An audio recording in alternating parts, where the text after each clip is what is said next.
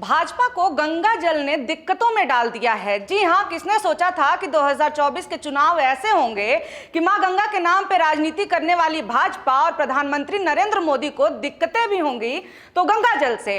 इस समय राजस्थान में ऑपरेशन गंगा जल चल रहा है, जिसमें गंगा जल हाथ में लेकर के ये कसम खाया जा रहा है कि हम भारतीय जनता पार्टी को आने वाले चुनावों में वोट नहीं देंगे। नमस्कार, मेरा नाम है निवेदिता शांडिल्य और आप देख रहे हैं मॉलिटिक्स। आज हम बात करने वाले हैं राजस्थान में भाजपा के मिशन 25 की और भाजपा के खिलाफ चल रहे ऑपरेशन गंगा जल की। राजस्थान में इस समय जाट समाज के लोग बेहद गुस्से में हैं, भारतीय जनता पार्टी के खिलाफ हो चुके हैं और लगातार मुहिम चला रहे हैं कि कैसे भी भारतीय जनता पार्टी को आने वाले चुनावों में हराना है, क्योंकि उन्होंने जाट समाज के साथ धोखा किया है। भरतपुर, अलवर और धौलपुर इलाके के जो जाट हैं वो इस समय यही कह रहे हैं कि आरक्षण के नाम पे भारतीय जनता पार्टी ने हमारे साथ धोखा किया है। आरक्षण के मुद्दे पर इन्होंने हमें आश्वासन तो दिया कि हाँ, जाट लोगों को आरक्षण हम देंगे, लेकिन इन्होंने नहीं दिया है। आखिर ये जाट आरक्षण का मुद्दा इतना तेज राजस्थान में क्यों हो रहा है? इसके लिए सबसे पहले ये समझिए कि 1999 में जाट आरक्षण मिल चुका था, लेकिन धौलपुर और भरतपुर के जाटों को इस आरक्षण से बाहर रखा गया था, क्योंकि धौलपुर और भरतपुर दोनों ही जगहों पे जाट राजा रहे हैं, शासक रहे हैं, और यही कारण है कि इन्हें यही तर्क दे करके आरक्षण से बाहर कर दिया गया। भरतपुर शहर की अगर हम बात करें तो 17वीं शताब्दी में इसे जाट राजा ने बसाया और यही कुछ 18वीं सदी में धौलपुर के साथ हुआ, जहां पे जाट राजाओं ने लंबे समय तक शासन किया। इस तर्क पे हमेशा इन 3 जिलों के खास तौर से जाट कहते रहे हैं कि आप पुरानी बातें क्यों कर रहे हैं, इतिहास में क्यों जा रहे हैं। अभी आप इस वक्त का देखिए, हमारी सामाजिक, आर्थिक और जातीय स्थिति देखिए। हमें आरक्षण मिलना चाहिए। जब सभी जाटों को मिला हुआ है तो केवल 3 जिलों में इस तरह से क्यों हमें बाहर रख दिया गया? अब इस पूरे मामले पर भारतीय जनता पार्टी के लिए नाराजगी खास तौर से क्यों बढ़ जाती है, ये समझ लीजिए। 2013 में मनमोहन सिंह के सरकार के समय जाटों को आरक्षण मिल गया था। धौलपुर और भरतपुर के जाटों को केंद्रीय ओबीसी आरक्षण मिला। 2015 में सुप्रीम कोर्ट ने यह फैसला वापस ले लिया, रद्द करवा दिया और जाटों के हाथ से फिर से आरक्षण छिन गया। जिसके बाद से कांग्रेस जो है वो हमेशा जाटों को यह आश्वासन दिलाती रही है कि हम आपके आरक्षण के लिए काम कर रहे हैं।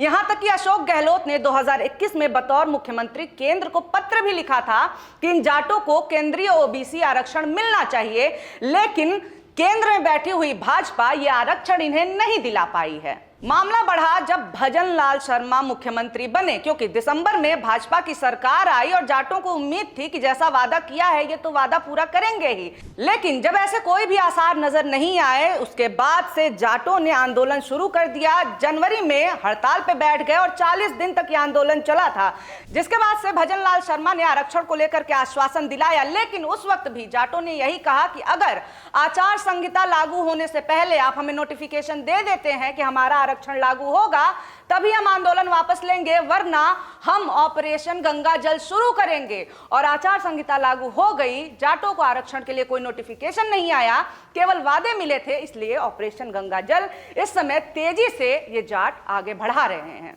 भारतीय जनता पार्टी इस समय दिक्कतों में पड़ते हुए इसलिए भी नजर आ रही है क्योंकि भाजपा ने राजस्थान में मिशन 25 यानी मिशन 25 चला रखा है।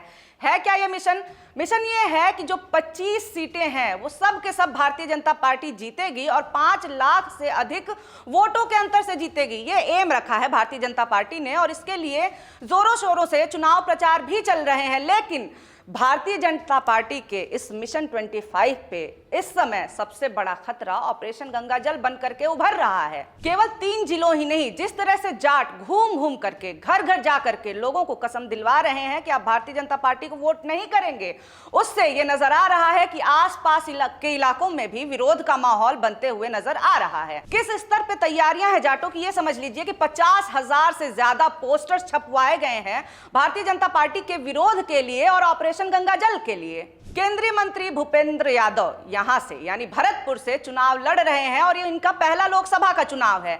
ऐसे समय में पहले ही लोकसभा चुनाव में उन्हें इतनी बड़ी दिक्कत का सामना करना पड़ रहा है, वो भी उस सीट से जहां पे जाट इतनी बड़ी संख्या में है। कांग्रेस अब इस मौके का फायदा भी उठा रही है। वो कह रही है कि देखिए, हमने तो मनमोहन सिंह के सरकार में हमने तो दे दिया था आरक्षण, लेकिन अभी मोदी जी हैं सरकार में, वो आरक्षण आपको नहीं दिलवा पा रहे हैं, केवल आश्वासन दे रहे हैं, वादे कर रहे हैं। इतना ही नहीं, अभी मौजूदा प्रत्याशी ने भी जाटों के साथ बैठ करके अपना समर्थन दिखाया और कहा कि हम पूरी तरह से इस आरक्षण की मांग का समर्थन करते हैं। अब इस तरह से जाटों का एकजुट हो जाना, और उसमें भी एक हिंदू सिंबल, आप देखिए गंगा जल जो है वो पवित्र सिंबल माना जाता है हिंदू धर्म का। भारतीय जनता पार्टी जो कि हिंदुत्व की राजनीति करती है, उसके खिलाफ सभी लोग एक साथ आ जाएं, इसीलिए जाटों ने गंगा जल को अपना सिंबल बनाया है। क्योंकि कई लोग ऐसे भी होते हैं जो कि अपने जाट होने से पहले अपने हिंदू होने की बात पर भारतीय जनता पार्टी की तरफ उनका झुकाव हो रहा था, जिसको देखते हुए जाटों ने लोगों को इकट्ठा करने के लिए हिंदू धर्म के सिंबल का इस्तेमाल किया, सबसे पवित्र गंगा जल के सिंबल का इस्तेमाल किया, ताकि लोग हिंदुत्व के नाम पे भाजपा के पास ना जाकर के उनके आंदोलन को समर्थन दें। एक तरफ जाटों को आप देख रहे हैं कि इतना बड़ा आंदोलन कर रहे हैं, लेकिन वहीं दूसरी तरफ गुजरात के जो क्षत्रिय, जो राजपूत भारतीय जनता पार्टी से नाराज हैं, उनके वहां के आंदोलन की भी आग अब राजस्थान में पहुंच चुकी है। आपको याद होगा, राज शेखावत को जिस तरह से नजरबंद किया गया और हिरासत में लेते हुए उनकी पगड़ी उछाली गई, उसके बाद से राजस्थान का अब राजपूत समाज भी बहुत गुस्से में है और वो गुजरात के राजपूतों से बात कर रहा है, उनके आंदोलन को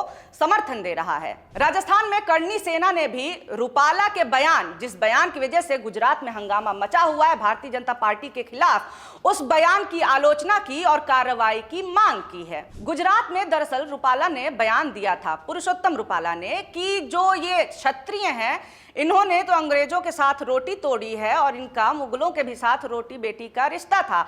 अब इसके बाद से राजपूत समाज वहां का भड़क गया, क्षत्रिय एक साथ आ गए, वो लगातार रूपाला के टिकट को काटने की मांग कर रहे हैं। लेकिन आप देखिए, भारतीय जनता पार्टी वहां ऊपर से नीचे, एड़ी से चोटी का जोर लगा करके इस समय यही कह रही है कि हमें माफ कर दीजिए। लगातार भारतीय जनता पार्टी की तरफ से माफी मांगी जा रही है। यहां तक कि गुजरात के मुख्यमंत्री दिल्ली आते हैं, प्रधानमंत्री नरेंद्र मोदी से मुलाकात करते हैं इस मामले का हल निकालने के लिए, लेकिन राजपूत समाज इस समय माफ करने के मूड में नहीं है।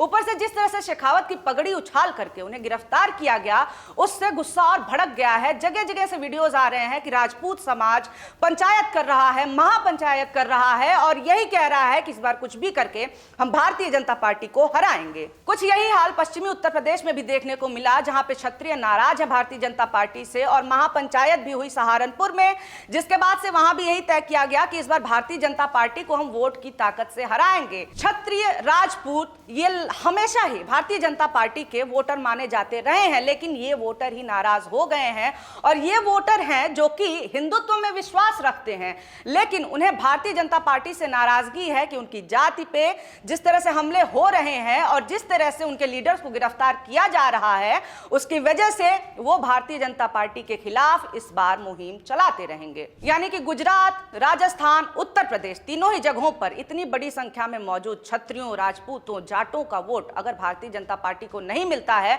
तो फिर दिक्कत होने वाली है। ऐसे में अब की बार 400 पार का जो मिशन है वो भी संकटों में दिखाई दे रहा है। वीडियो आपको अच्छा लगा हो तो लाइक जरूर कर दें और हाँ, ऐसे ही वीडियोस आपके सामने आते रहें उसके लिए हमारे चैनल मॉलिटिक्स को सब्सक्राइब करना ना भूलें। बहुत शुक्रिया, बहुत धन्यवाद।